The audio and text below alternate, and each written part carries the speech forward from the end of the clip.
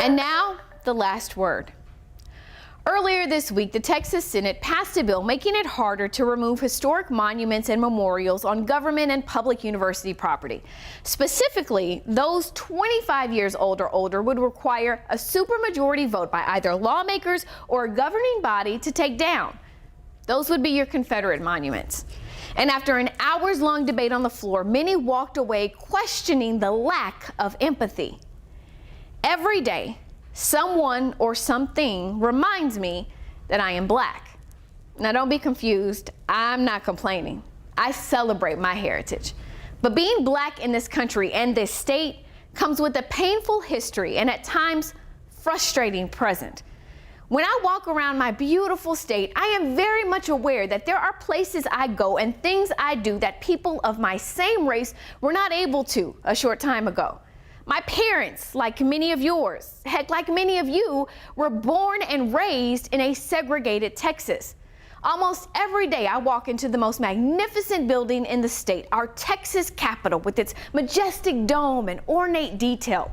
A building that was built on the backs of Black men, most of them imprisoned by the state on Jim Crow laws. And before you go there, I'm not making this up. Take a tour of the Capitol and your guide will tell you what I say is fact. I am fully aware that there was a time that someone the same color as me would not be allowed to enter that building and sit in the chambers as I do and interact with the lawmakers as I do.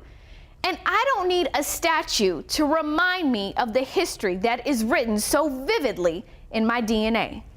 Some of you say they're just statues or pieces of history or reminders of how far we've come.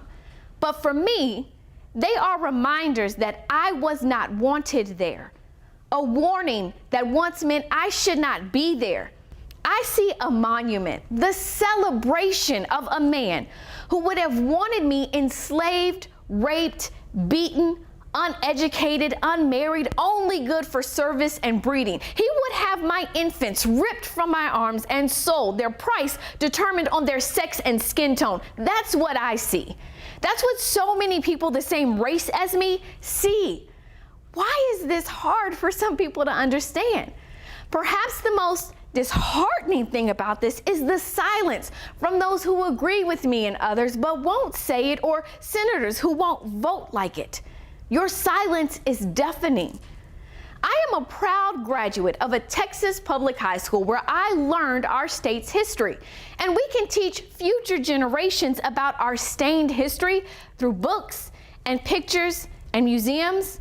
And without monuments celebrating the pain out in the open in public spaces where I am supposed to feel welcomed.